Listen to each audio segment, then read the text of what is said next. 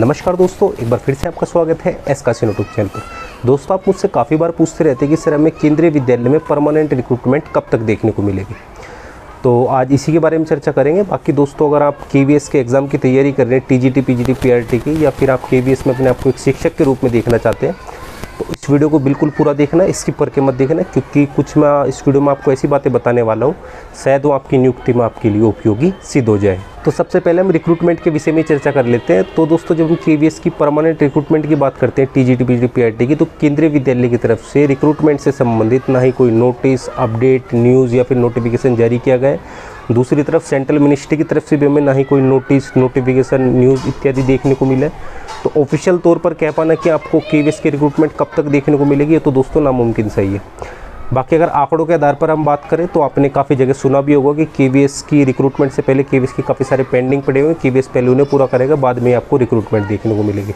जैसे आपके बोर्ड वगैरह एग्जाम हो गए, लेकिन बोर्ड एग्जाम का क्या हुआ वो तो आप जानते ही हैं, ठीक है। इसके अलावा कुछ केवीएस के ट्रांसफ़र भी रुके पड़े हैं, तो काफ़ी सारे कुछ इस तरह के छोटे मोटे कार्य पेंडिंग है, उसके बाद ही आपको रिक्रूटमेंट देखने को मिलेगा। आप काफ़ी जगह आपने सुन लिया होगा, ठीक है। बाकी कुछ फाइनेंशियली भी आप मान के चल सकते हैं। बाकी दिल्ली में हमें देखने को मिल गई, लेकिन सेंट्रल गवर्नमेंट की बात करते हैं उसका अलग होता है, और जो दिल्ली की गवर्नमेंट या फिर कोई स्टेट की रिक्रूटमेंट निकलते हैं उसका अलग प्रोसेस होता है, ठीक है। तो केवीएस की परमानेंट वैकेंसी के बारे में ऑफिशियल तो कुछ नहीं कहा जा सकता, बाकी वैसे भी कुछ नहीं कहा जा सकता। बाकी आंकड़ों के आधार पर अगर देखा जाए तो दोस्तों, मेरे अकॉर्डिंग तो शायद ही आपको इस साल केवीएस की परमानेंट रिक्रूटमेंट देखने को मिलेगी।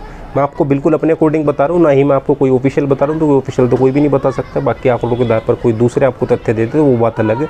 बाकी मैं आपको अपने अकॉर्डिंग बताऊँ तो दोस्तों, शायद ही आपको इस साल केवीएस की परमानेंट रिक्रूटमेंट देखने को मिले। अब बात कर लेते हैं, यदि आप केवीएस की परमानेंट रिक्रूटमेंट की तैयारी कर लेते हैं, वो कौन सी बातें जो आपके लिए उपयोगी सिद्ध हो सकती है। सबसे पहले हम सीटेट की बात कर लेते हैं। तो जिन अभ्यर्थियों को सीटेट क्वालिफाई है वो तो निश्चित रूप से केंद्रीय विद्यालय में एलिजिबल है, पीआरटी, टीजीटी के लिए। बाकी पीजीटी की बात करते हैं तो उसमें तो सीटेट आपसे मांगा ही नहीं जाता, ठीक है। बाकी जिन अभ्यर्थियों को सीटेट क्लियर नहीं है, तो दोस्तों केवीएस ने लास्ट टाइम भी ऐसा करा था। आप जानते हैं सीटेट आपका 1 साल में 2 बार होता है। अगर नॉर्मल डेज की हम बात करते हैं, अगर सीटेट आपका 2 बार नहीं हो पाता, तो लास्ट टाइम भी 2018 में जब हमें केवीएस की परमानेंट रिक्रूटमेंट देखने को मिली थी, तो यही समस्या देखने को मिली थी। तो उसमें यही होता है, केवीएस ने क्या करा था, रिक्रूटमेंट उसने निकाल दी थी। बाकी जिनका सीटेट क्लियर था वो तो एलिजिबल थे, बाकी जिनका नहीं था केवीएस ने उन्हें भी एलिजिबल कर दिया था। बाकी उनके लिए एक शर्त रखी गई थी कि अब जो रिक्रूटमेंट निकली थी उस दौरान जो सीटेट होने वाला है वो उन्हें क्वालिफाई करना था। मतलब नोटिफिकेशन पहले आ गया था, सीटेट का एग्जाम बाद में हुआ था। तो जिन अभ्यर्थियों ने बाद में सीटेट क्वालिफाई करा था, अगर उन्होंने केवीएस का एग्जाम क्वालिफाई करा था तो उनकी भी नियुक्ति हो गई थी। तो शायद से दोस्तों इस बार भी ऐसा देखने को मिल सकता है। तो इस तरह अगर आपने सीटेट अपना क्वालिफाई नहीं कर रखा तो भी आप केंद्रीय विद्यालय की तैयारी कर सकते हैं, फिर जो अगर आप तैयारी करें तो उसे कंटिन्यू रख सकते हैं, क्योंकि शायद ऐसा हो सकता है भविष्य में जो केवीएस की रिक्रूटमेंट देखने को मिले, तो अगर आपका सीटेट क्वालिफाई नहीं तब भी आप उसमें एलिजिबल हो। बाकी अगर नहीं होते तो कोई दिक्कत वाली बात नहीं, जब सीटेट आएगा आप उसे क्वालिफाई कर देना। सीटेट क्वालिफाई करने के बाद जब आप दोबारा से तो आप केंद्रीय विद्यालय की रिक्रूटमेंट का फॉर्म भरोगे, तब वो आपकी तैयारी काम आ जाएगी। तो आपकी पढ़ाई तो कभी भी व्यर्थ नहीं जाने वाली, ठीक है। लेकिन एक चांस हो सकता है, शायद से ऐसा हो जाए तो फिर आपके लिए फ़ायदा हो जाएगा। बाकी अब बात कर लेते हैं ऐसे अभ्यर्थियों के विषय में जो हर तरह से केंद्रीय विद्यालय की रिक्रूटमेंट के लिए एलिजिबल है। तो देखिए दोस्तों, होता क्या है, जब केंद्रीय विद्यालय की रिक्रूटमेंट और DSSB के माध्यम से दिल्ली में जो आपको टीचिंग रिक्रूटमेंट देखने को मिलती है, जब ये एक साथ निकलती है, एक साथ से मेरा तात्पर्य ये नहीं है कि आपको एक ही मंथ देखने को मिल जाए, मतलब 5-6 महीने का गैप भी हो जाए, आगे पीछे हो जाए तो भी कोई फ़र्क नहीं पड़ता, क्योंकि जो केवीएस की रिक्रूटमेंट का प्रोसेस होता है, मतलब फॉर्म भरने से लेकर आपकी ज्वाइनिंग तक का, स्कूल अलॉटमेंट तक का, तो वो थोड़ा सा जल्दी होता है। DSSB की जो रिक्रूटमेंट निकलती है आपको डायरेक्टरेट ऑफ एजुकेशन या फिर म्यूनसिपल कॉर्पोरेशन ऑफ दिल्ली के जो स्कूल होते हैं उनके अंतर्गत, उनकी अपेक्षा, ठीक है। तो अगर 5-6 महीने का गैप भी आ जाता है तो एक बार के लिए आप ये मान के चल सकते हैं कि आपकी रिक्रूटमेंट एक ही साथ निकली है।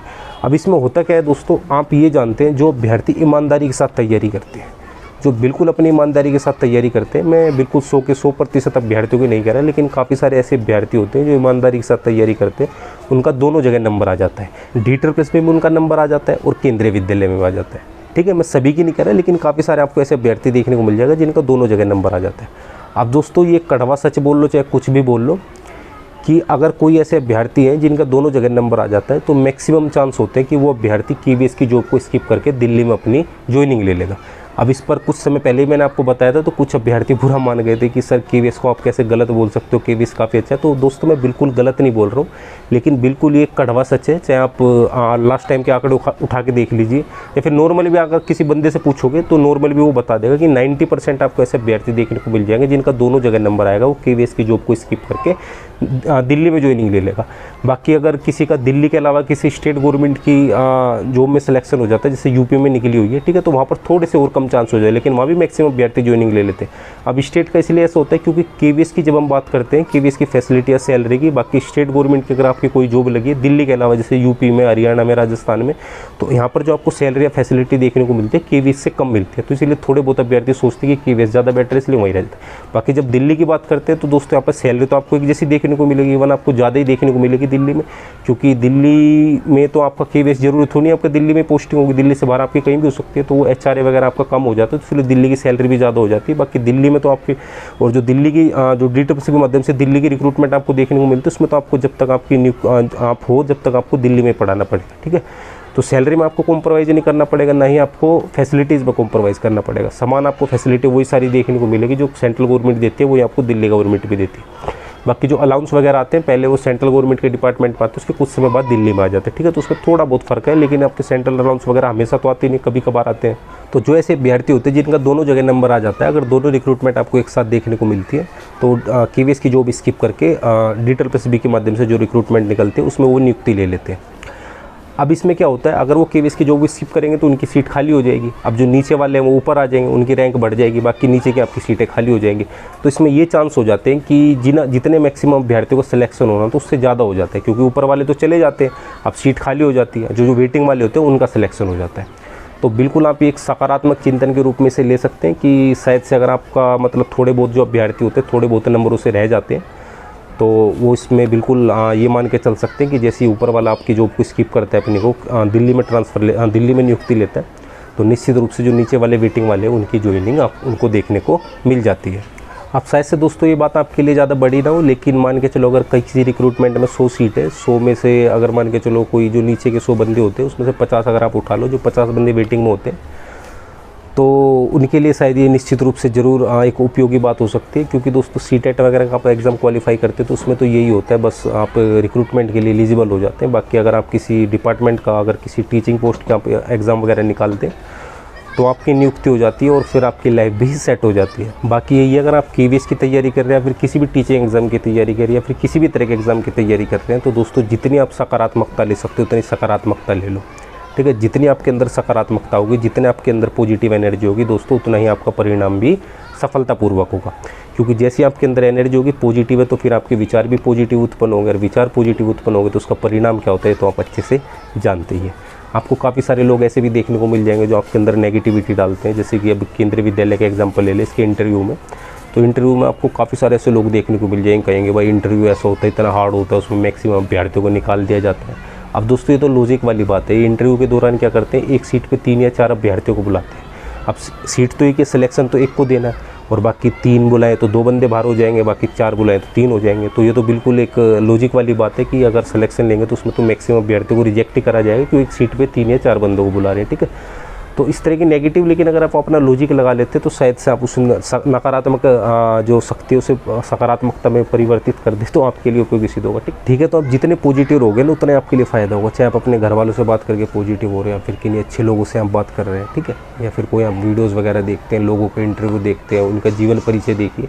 जीवन परिचय में कोई महान लोगों का नहीं बोल रहा आपको, जिनका KVS में सिलेक्शन हुआ उनका इंटरव्यू वगैरह देख लीजिए, जैसे वो बताते हैं, ठीक है। तो फिर इस तरह से क्या होता है ना, आपका इंटरेस्ट बढ़ता चले जाता है पॉजिटिव रूप में, तो बस वही आपके लिए फिर फ़ायदेमंद सिद्ध होता है। बाकी जब आप KVS की तैयारी कर रहे हैं तो बिल्कुल आपको जो सिलेबस निर्धारित किया गया है उसके अकॉर्डिंग तो करनी चाहिए, बाकी एक सिस्टम से करनी चाहिए। ये नहीं है कि आप बीच बीच में से पढ़ रहे हैं। जैसे कि अगर छोटा सा एग्जांपल देके बताऊँ, सबसे पहले आपको अगर मैथ की बात करते हैं तो जोड़ना सीखते, उसके बाद फिर आप घटाना सीखते, फिर गुणा करना सीखते, फिर भाग करना सीखते, ठीक है। तो इस तरह से सिस्टम से चलना, ये नहीं है कि डायरेक्ट आप गुणा करना या भाग करना सीख रहे हैं, तो फिर इससे आपका इंटरेस्ट खत्म हो जाएगा। मतलब मोटे तौर पे अगर मैं आपको बताऊं तो जिस भी आप एग्ज़ाम की तैयारी कर रहे हो, आपके एक मस्तिष्क में एक प्रारूप रहना चाहिए कि आप क्या पढ़ चुके हैं, आप वर्तमान में क्या कर रहे हो और आपको भविष्य में क्या पढ़ना है। मतलब जो चैप्टर वगैरह होते हैं या फिर जो भी आपने जिस भी तरह का प्रारूप तैयार किया, आपके बिल्कुल माइंड में सेट होना चाहिए कि आप क्या पढ़ चुके हैं, अब क्या पढ़ रहे हो और आपको भविष्य में क्या पढ़ना है। इस तरह से आपका इंटरेस्ट बना रहेगा। और दोस्तों अगर आप इंटरेस्ट के साथ पढ़ेंगे तो फिर आप कम समय में अधिक ज्ञान अर्जन कर पाएंगे। तो लास्ट टाइम भी ऐसा हुआ था, जो 2018 में परमानेंट रिक्रूटमेंट देखने को मिली थी केंद्रीय विद्यालय की तरफ से, उस दौरान DSSB की रिक्रूटमेंट भी निकली थी। तो कुछ अभ्यर्थी DSSB में जिन्होंने ज्वाइनिंग ले ली थी उधर सीट खाली हो गई थी, तो जो वेटिंग वाले थे उनका उधर सिलेक्शन हो गया था। बाकी 1 साल बाद कुछ और अभ्यर्थियों का हो गया था।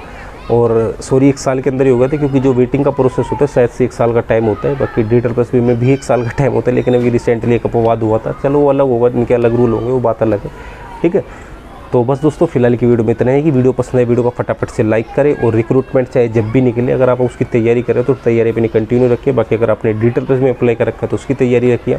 अभी तो खैर DEED की तैयारी कर सकते हैं, क्योंकि इसकी रिक्रूटमेंट निकल चुकी है। अब DEED में ये है कि इसकी रिक्रूटमेंट निकलने के बाद एग्जाम में थोड़ा सा आपको समय देखने को मिल जाएगा, लेकिन KVS बिल्कुल भी आपको समय नहीं देगा, तो उसकी तैयारी पहले से ही करनी पड़ेगी। अब किसको कितना टाइम देना है, किस तरह से आपको अपने समय का सदुपयोग करना है, किस तरह से प्रारूप तैयार करना है, ये आपको खुद देखना पड़ेगा। और आप एक शिक्षक बनने वाले हैं तो आप भली भांति अच्छे से कर ही सकते हैं। तो बस दोस्तों फिलहाल की वीडियो में इतना ही। अगर आपको वीडियो पसंद है वीडियो को फटाफट से लाइक करें, चैनल पर नहीं तो चैनल को सब्सक्राइब करें, क्योंकि हमारे चैनल केवल शिक्षकों और भावी शिक्षकों के लिए ही है।